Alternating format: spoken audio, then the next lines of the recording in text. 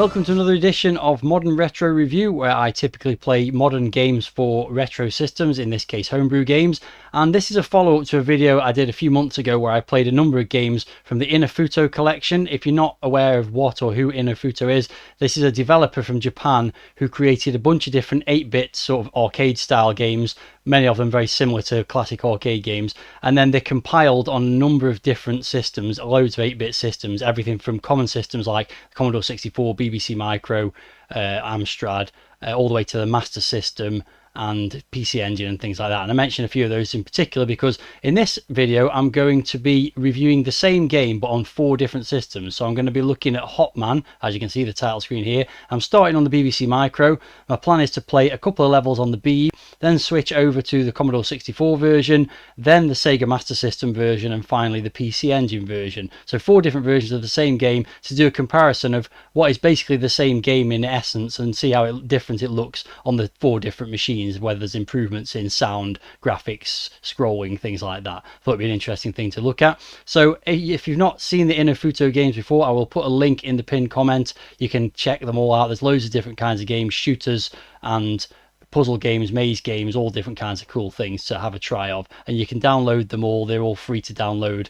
As I say, pretty much any 8-bit system that exists, there is a version of all of these games for it. So yeah, okay, so now enough talk about it. You've seen this title screen for long enough. It's a very basic arcade style title screen, so I will get this started. By the way, as you can see, this one was produced in 2023.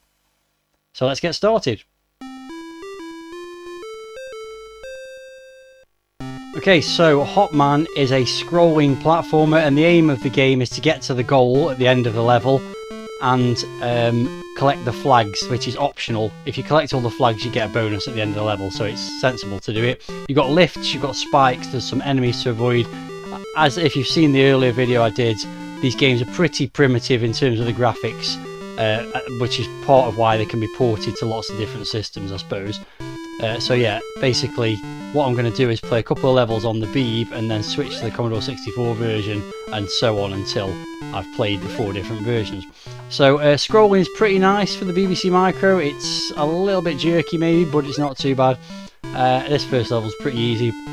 Your main character is quite basic, just white graphics with 2 frames of animation. You can optionally jump on that platform there, which I have done. It's keyboard controls, Z and X for left and right, and return to jump. There are other keyboard controls you can use as well. Ooh, that was close. And here we go, I'm nearly at the end already. And it's got music, which I think was used in some of the other games, possibly some of the games I played in the previous video I did about these games. You might recognise the tune, or it might be different, I can't really remember. And also you've got sound effects for jumping and collecting the flags and things like that. So overall, yeah, pretty nice little game. It's I've played a couple of versions of it, and it's pretty easy to begin with, and it does get a little bit more challenging the further you get into it. So my intention is to play different levels on each system, but it will depend how well I do as to whether that actually happens or not. That was close. See, there's actually yeah, hang on a second. There's a moving platform there that you don't need to use, so there's optional different ways to get through the level. You have to take a little bit of care to get past the monster there. If you get hit or lose a life at any point, you go back to the start and have to start the whole level again, so you don't want to be doing that. And that will happen at some point, I'm sure. So there's just the one, so I think the goal's coming up, so I could have just gone past it and not collected this flag, but obviously the idea is to get as good a score as you can. If you get perfect, then you get, I think, 100 points per flag or something like that. Yeah, you can see it going up by 100 points for each flag I collected. It doesn't actually tell you how many flags there are on the level, or how many are left to collect or anything like that. So this is where it starts to get a little bit more difficult, because you definitely got to jump onto this platform. It's not oh, you can jump on there. There you go. It's not substantially more difficult. So I'm actually probably going to stop in a second, because you don't really need to see any more of this. You can see the concept of the game is quite simple. The graphics are pretty simple, but it's definitely playable like the other games.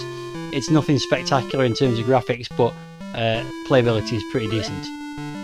So there, I was actually managed to jump through the platform and onto the one above, and I think that might be different in some of the other versions. Well, I guess we'll find out fairly soon. But I may as well complete this level now I've got this far into it. Yeah, so you're not supposed to be able to do that because you can't do it there. So I don't think I can go that way. I think I have to go back this way. Ooh, yeah, I'm not sure. I think I've messed up here. So at that point, I'm going to stop and start on level 3 of the Commodore 64 version.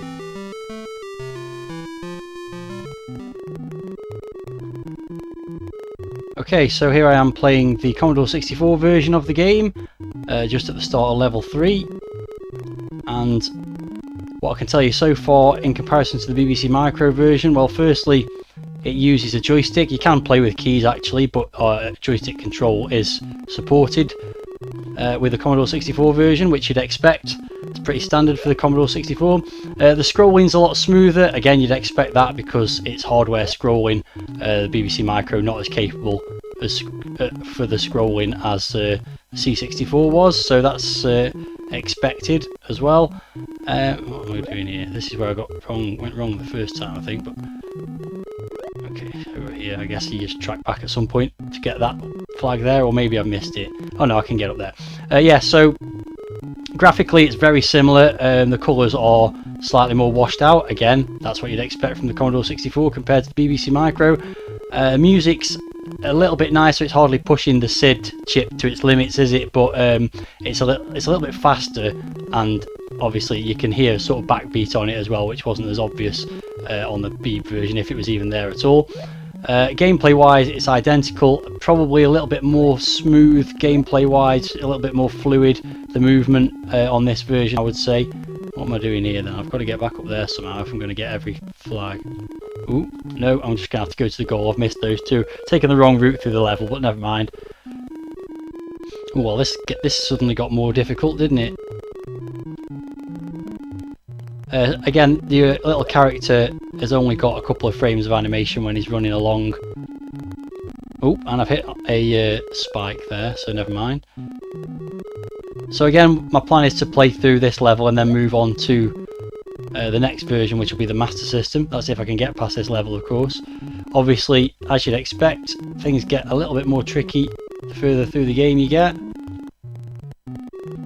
Go to the top first, and then yeah, I think just drop down and get the flag at the bottom, although I don't know, maybe you should have gone to the bottom first. Obviously, with you having a timer, the key is to learn the best route through each stage, and I'm not sure if you get time added on at the what remaining time gets added on at the end of the level. Let's see if I get to the end of this level, we can work out whether that's the case or not. I think go back this way. I think again I've gone the wrong way around there. Plenty of time though. The timer is not the same for each stage, so if the stage is more complicated you get more time, so I don't think the timer is too much of a concern as long as you don't dawdle too much. Must be getting fairly close to the end of the stage now, I would think. I'm going to assume I need to go up on this thing to yeah, to get another one. Ooh, this is tricky. Oh, and I've messed it up because I've hit the thing. Yeah, I should have timed that a little bit better. So I'm back to the beginning, as I said, and you've already seen actually once if you lose a life, then you go right back to the beginning of the stage. So I'll play through again. Not really ideal, it's not what I wanted for this video, but there we go.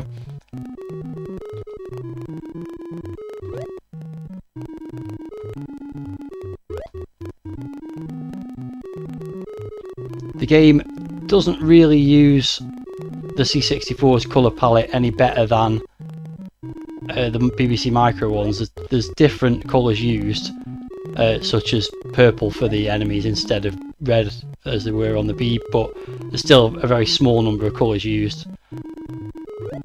But again, it's a nicely playable little game without being too outstanding, which pretty much sums up all of these games. None of them are amazing, but they're all playable, and just a really great achievement really to create all these different games and then port them to all these different machines. So yeah, clearly what you've got to do is wait for this purple one to go all the way across the screen and jump out there. Should have been a bit more careful the first time there, I think. Ooh, that was close. And there's the goal. Oh, I missed it. There we go. Yeah, so you do get points for time remaining. I should have noticed that before. Okay, so that's 2 levels of the Commodore 64 version played. So I'll move on now to the next system, which is of course the Master System.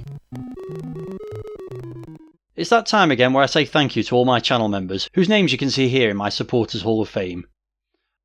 If you're enjoying this video and would like to join these fine folks and support my efforts, why not become a member yourself?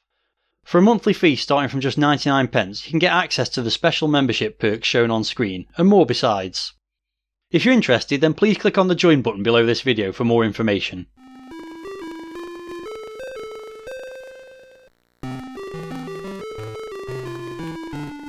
Here's level 5 of the Master System version then, and straight away you can see some differences from the first 2 versions. Firstly, the score readout and the lives and everything is now across the top of the screen rather than the side, so you get a full play area from the left to the right of the screen. And also the most notable thing is that Hopman is now multicoloured, so you can see that he's got a pink kind of, or red kind of shirt on, yellow feet and hands, and also blue jeans I suppose, and still his white head. So that's nice. Colours wise, otherwise, again everything's pretty similar in terms of just single sort of colours for different items, but we've got differences because the platforms are a kind of pinky colour, the flags are blue instead of green, so yeah, a few differences. And also the music is definitely more advanced as well. You can certainly hear the background beat more clearly than you can in the other versions, and it's, I think, a little bit slower than the Commodore 64 version, but probably, ooh, there goes a life, but probably about the same as the Beeb one, I guess. So what I'm going to do, just to save a bit of time, is not bother collecting all the flags. I'm just going to race through this level as quickly as I can, or at least get to the point I just got to, rather than go and painstakingly collect all those flags across the bottom there. So what's really good about the game is the control of your player, because you can move in the air when you're jumping, so if you realise you've made a bit of mistake, you can correct yourself and still get past things. I would say on this version that the control, in terms of the responding to the controls, sometimes you really have to press quite hard on the jump button, which is on my controller. I'm actually playing this game on an EverDrive on the Mega Drive. Ooh, that was close. So I'm actually using button 2 to jump.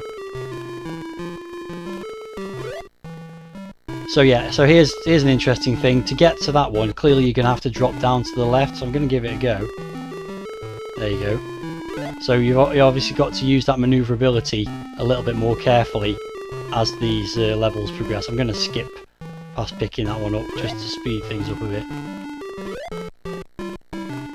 But yeah, it's definitely getting more difficult now. Still got a couple of lives left, plenty of time as well. But you do have to do quite a bit of waiting around if you don't time your jumps quite right, like that. I don't think I can reach that one. I could give it a go, but if I miss, then I'm falling in a hole and starting again, so I'm not going to. What I'm actually going to do is just try and jump on this thing and just go past them. I'm not too concerned about score, because I will be playing yet another version after this as well. I missed another flag there. I may as well go back for that one, I suppose. So you can go back as well, so if you wanted to risk it and go back and collect flags that you'd missed, then you could do. This looks like a big jump. Oh, it wasn't that bad actually. And there you go, I'm in the goal and on to level 6, which again I will play through to the end of that, or until I lose all my lives, and then move on to the final version. I don't know if you'll see that on the screen, but sometimes enemies seem to disappear off one side and come onto the other side very briefly, or anything that moves, so the elevators do that as well when they're going left and right. I'm not sure if you'd actually see that on the screen or not, but it happens.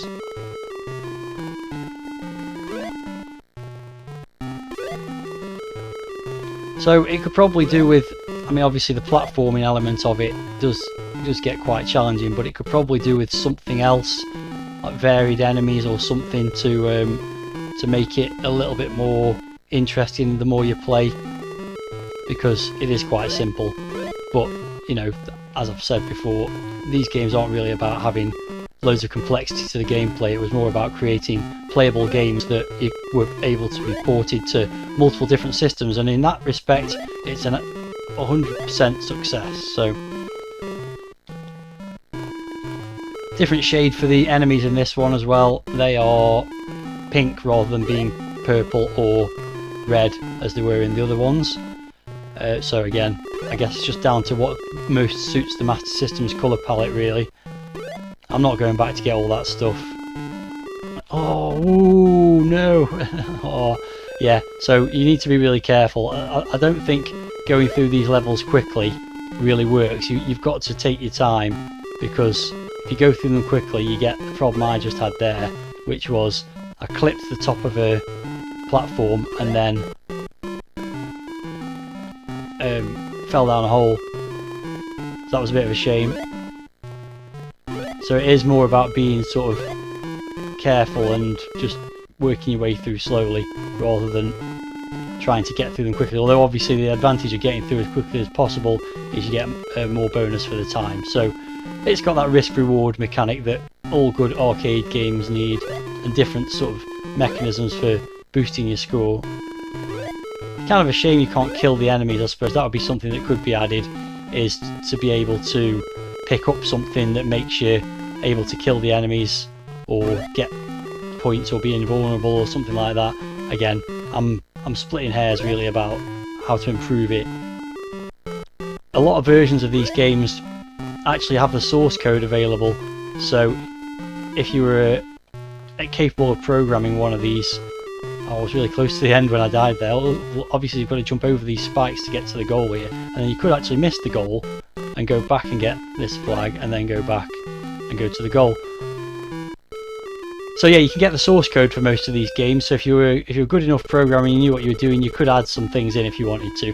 So there you go, that's 2 stages of the Master System version.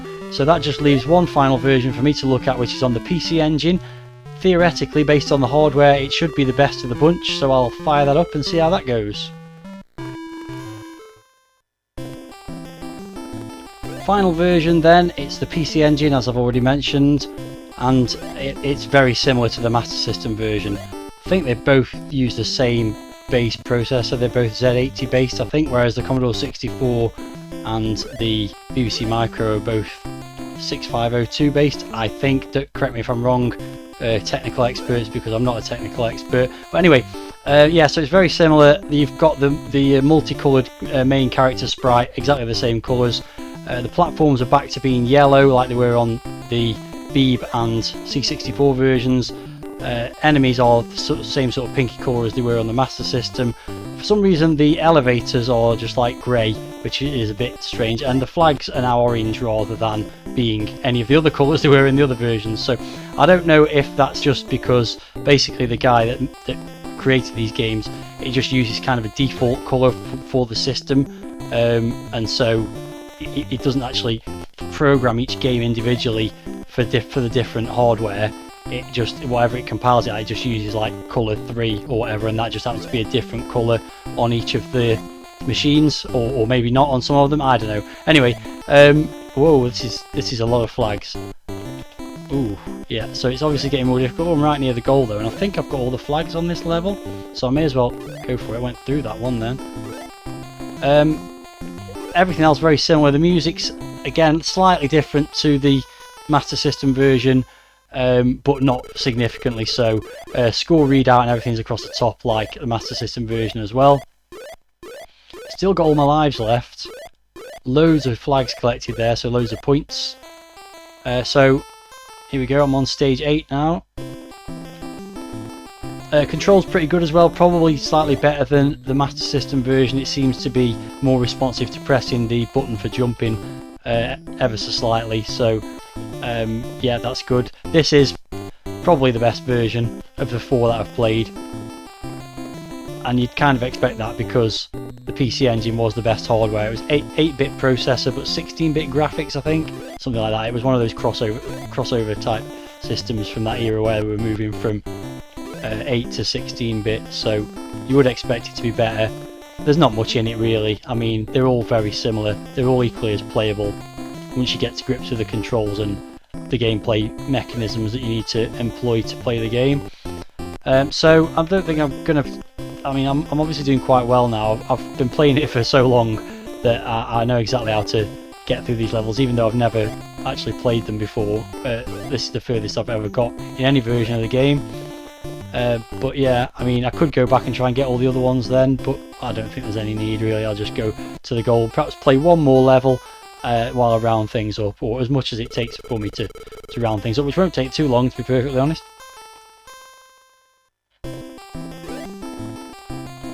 So this is stage 9, and I'll just carry on through it for a little bit. So yeah, to sum it up, it's a nice little game, isn't it? And whatever 8-bit system you own, if you've got the hardware to... Is this level 1 again? This looks very similar to level 1. I wonder if it's just changed the time limit. I think it is. I think we've looped round level 1 again. Maybe it's just sped things up a little bit, or added more flags or something, I don't know. Probably reduced the time limit, I suspect. Anyway, yeah, whatever system you own, if you've got a card reader for it to load your games off, then any 8-bit system you own, you can get all these Inufuto games for free from his website. There's also lots of them available on your typical ROM download sites. CSDB's got some cracked versions of the Commodore 64 ones, which you can have extra lives on and things like that. Yeah, that was just level 1 again, so it seems to have looped round, probably just reduced the time limit. So yeah, a nice little game. I mean, you know, you could play it. I think now I could probably play it forever, because unless if the only thing different is the time, if it hasn't added more enemies or anything like that, then there's not much challenge to it. So it's probably quite limited, but you could play it for a high score challenge, try and work your best way through each level to get them to maximise the points and also the amount of time remaining, if you wanted to. They're all fun little games, they're all worth playing. If you haven't seen my other Inufuto games video, they were all the BBC Micro versions, but yeah, you can watch that video. I'll put a link to it in the corner of the screen, and you can give that a watch if you want and see what you think of those ones. But there are all kinds of games: shooters, platformers, puzzle games, maze games, all sorts of arcade style, with the presentation to match. So yeah, nice little game. Again, nothing more to say about it really. I'm just gonna motor through to the end of this level and call it a day. If you have any thoughts about the game from watching this video, any particular version you like the look of more or less, then let me know in the comments. And if you enjoyed the video, then please give it a like, and I'll be back with another modern retro review video sometime in the future, probably 6 to 8 weeks or something along those lines. Plenty of other content in the meantime. So thanks very much for watching this video, and until the next time, see ya.